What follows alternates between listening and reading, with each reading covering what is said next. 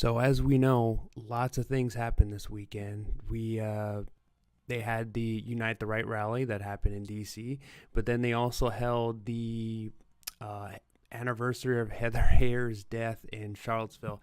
And the only reason that I kind of like smirk at that is because it's just so bizarre, considering from what I've heard that she died of a heart attack, and the amount of fake news thrown out about it is just bizarre.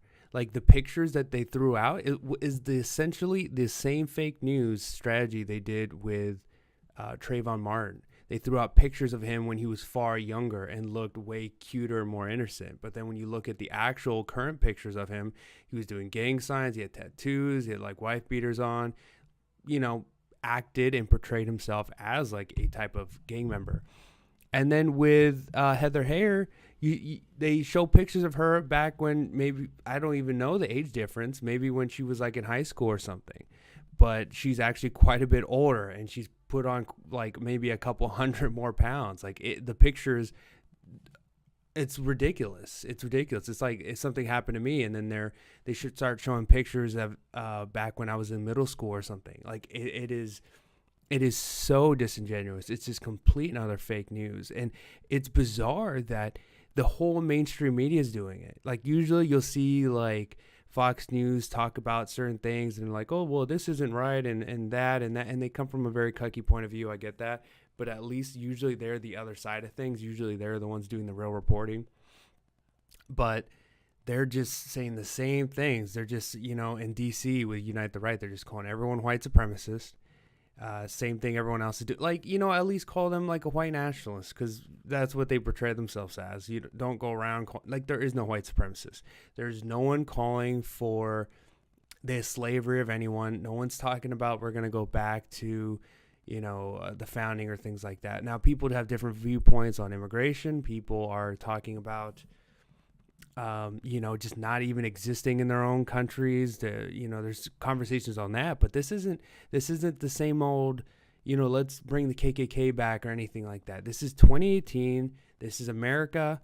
This isn't 1942. We aren't Germans. This isn't, we aren't just like Nazis or anything like that. There's no white supremacists calling for slavery. It isn't like that. It's not that clear cut. And the interesting thing about that is when you go around and you just blatantly call someone a very extremist thing, two things happen. One, you desensitize that word. And if it's an extremist word and that word doesn't hold any power anymore, there goes a huge weapon.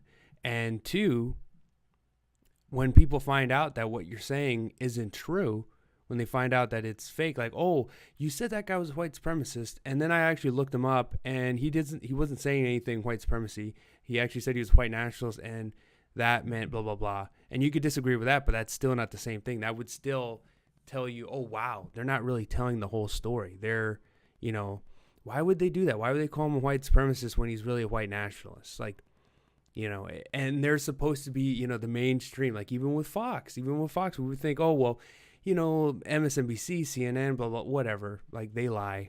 What can you do? Like we all know that. But Fox, really?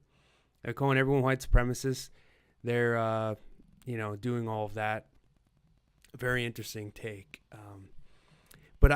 And then also on the Heather Heyer thing, I've watched the clips. I don't think she was hit by the car. People have said she's died of a heart attack.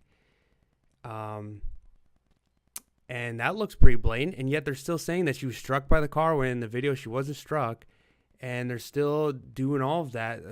We're talking about Fox here. We're not talking about CNN, any of these places. Of course, they're going to lie to push whatever agenda they want.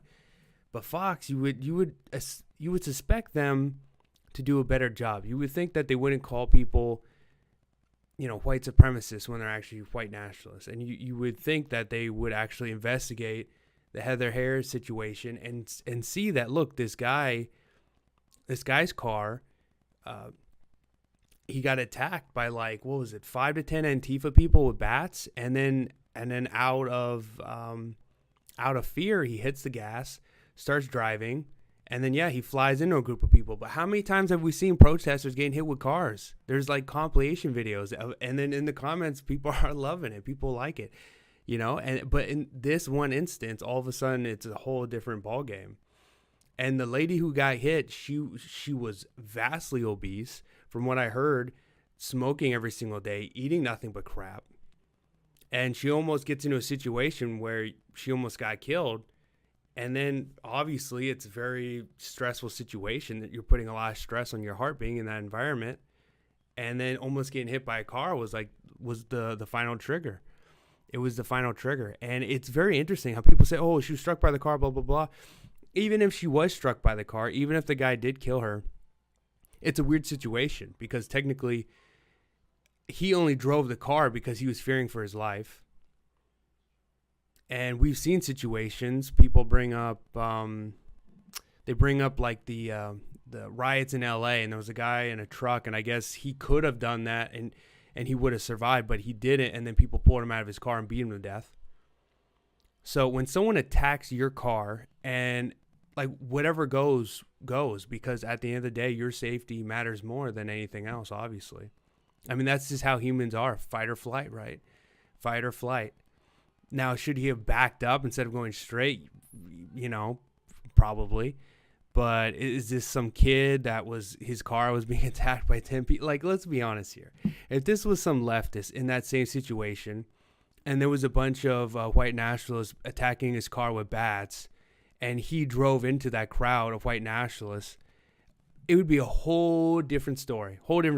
They would be saying, oh, he's the greatest. Yeah, like we talk about punching Nazis, but he's killing them. Like, we need to step our game up. Whole different thing. The entire MSNBC, CNN, all of them would be providing excuses. They would all throw whoever this person is. They would throw him money. There'd be GoFundMe's for his, for lawyers and everything. He'd probably walk out of it. First of all, he wouldn't go to jail. Just look at Eric Clanton, who I was there. I saw it happen. Like the guy who got hit over the head with the bike lock, I was right behind him. If you watch the video, I actually shoot the crowd with pepper spray to pull them out of there. But these people, they don't go to jail. They don't get in trouble at all. The powers that be support them, and these people, they're so dumb that they talk about fighting the power, and yet they are the empire. They think that they're the Luke Skywalkers, but no, you're actually a stormtrooper. You're not an Ewok. You're a stormtrooper. That's what you are. You're not Luke Skywalker. You are Darth Vader. You are helping the Emperor conquer the universe is what you're doing. That's what you're doing.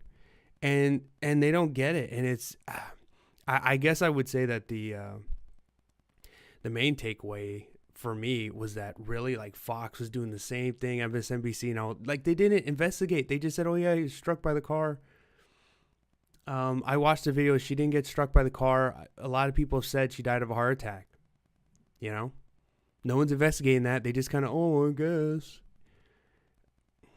And whoever this kid is, he's going to go to jail. There's no way. It's a whole different story. It's, think about when Trayvon Martin got killed by Zimmerman. Just look at the fake news in that. There was so much. They were calling Zimmerman a white guy, and then they were calling Trayvon Martin, this kid, he was 17, looked like a gang member, and then they're throwing pictures of him when he was 11.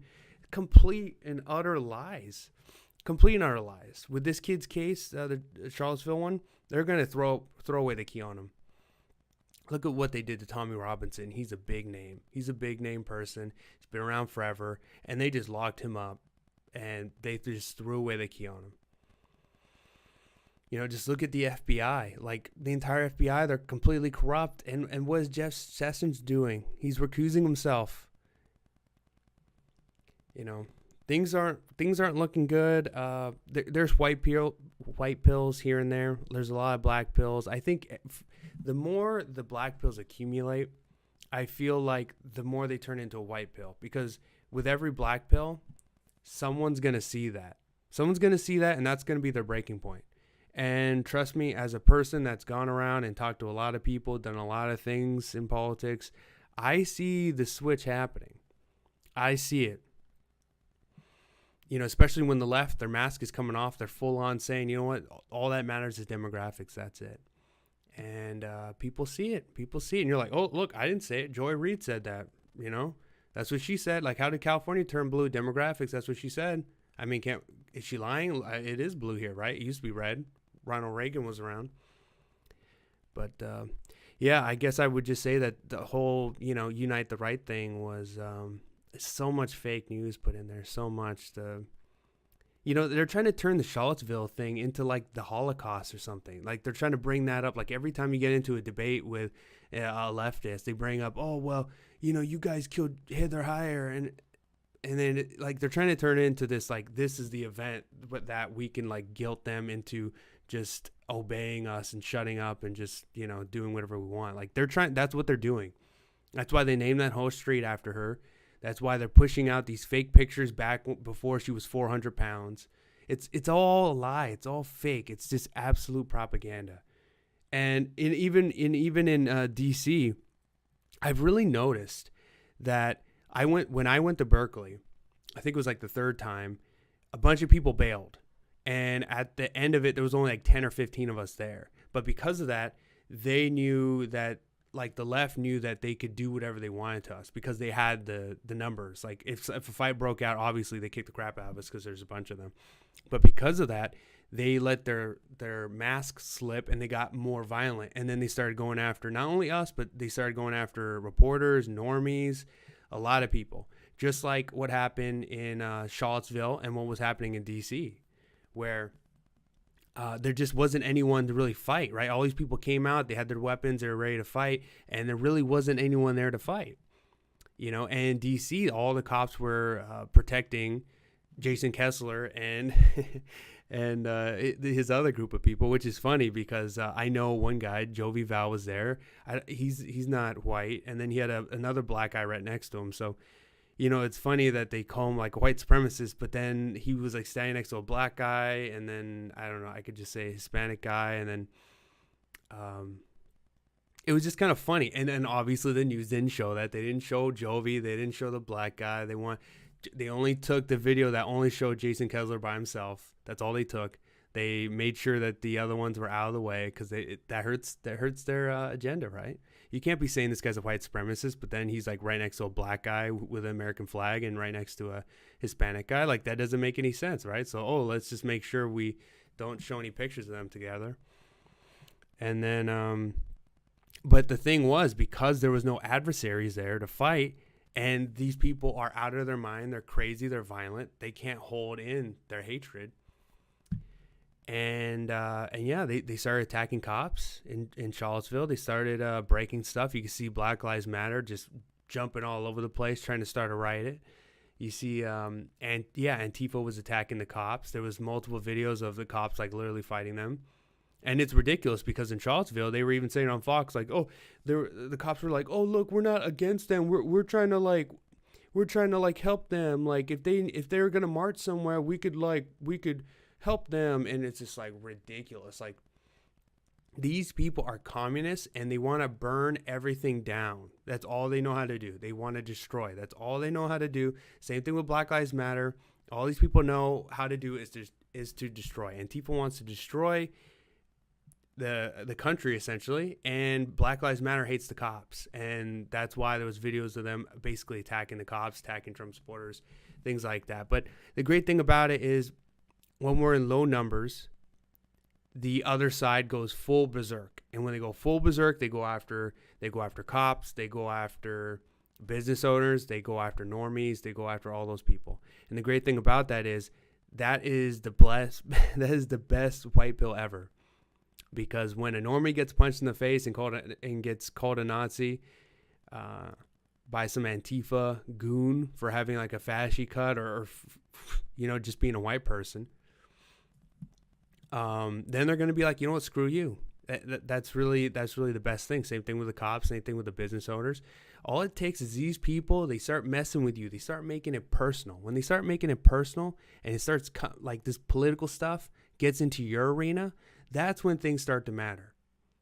There's a lot of people in positions of power, they might hear about these things that we talk about. Like, you hear about the white genocide and things like that, but it doesn't really affect them. If it doesn't affect them, they don't really care. That's just how we are as animals, right? You don't get up unless unless you have a reason to get up. Like if there's no food, then you're like, oh, there's no food, let's go out hunting. But if there's plenty of food, you're not going to get up. So unless something affects you, you're not going to get up. So obviously it's not good that the cops and these people are getting attacked, but people have to wake up. They have to wake up to what's going on. They have to know what's happening. And obviously, like we keep telling people, look, the left are not about the party of peace and love. They're about the party of hate, and they want to destroy America and destroy the people that created America.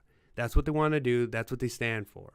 That's all, because they want to destroy it with communism, and they want to basically turn it into South Africa. So a mix of two.